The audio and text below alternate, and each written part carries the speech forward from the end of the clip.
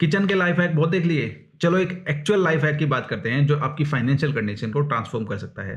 ये लोन के लिए काम करेगा, होम लोन हो, पर्सनल लोन हो, कार लोन हो या कोई भी और तरीके का लोन हो। तो एक बैंक एक फैसिलिटी देता है और कमाल की बात है कोई भी बैंक आपको ये नहीं बताता है। चलिए शुरू करते हैं। बैंक आपको लोन फैसिलिटी देता है। मान लीजिए आपने 50 लाख का होम लोन लिया और आपने 8% रेट ऑफ इंटरेस्ट पे लिया।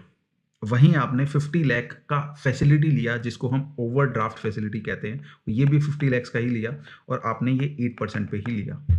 अब यहां मैं मान के चल रहा हूं कि 50 लाख आपने अगर होम लोन लिया है तो आप घर के लिए भी कुछ ना कुछ जरूर रखना चाहेंगे।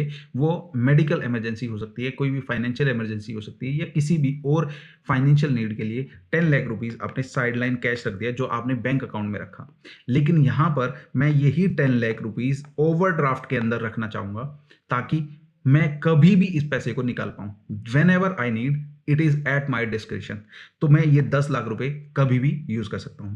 तो टेक्निकली आपने 40 लाख रुपीज यहां पर ओवरड्राफ्ट के यूज कर लिए। अब दोनों के बीच में डिफरेंस समझते हैं किस तरीके से काम करता है। चलिए समझते हैं। आपने 50 लाख का होम लोन लिया, 8% के रेट ऑफ इंटरेस्ट पे लिया, 20 साल के लिए लिया, तो 41,800 की ईएमआई पे करनी पड़ेगी। इसका मतलब 50 लाख पे अलग से 50 लाख रुपए पे करने पड़े। Total amount payable is 1 crore.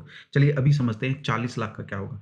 40 lakh रुपए आपने होम लोन लिया, 8% पे लिया, 20 साल के लिए लिया, तो ईएमआई आपकी 33,500 रुपये बनेगी। 40 लाख रुपए के ऊपर अलग से 40 लाख रुपए आपको पे करने पड़े। इसका मतलब मोटा मोटा 20 लाख रुपए का फायदा हुआ।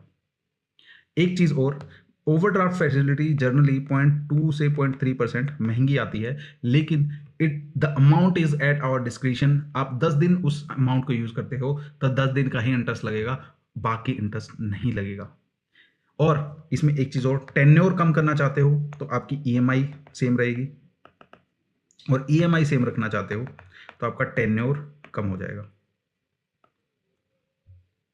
कैसी लगी information? Keep learning, keep growing.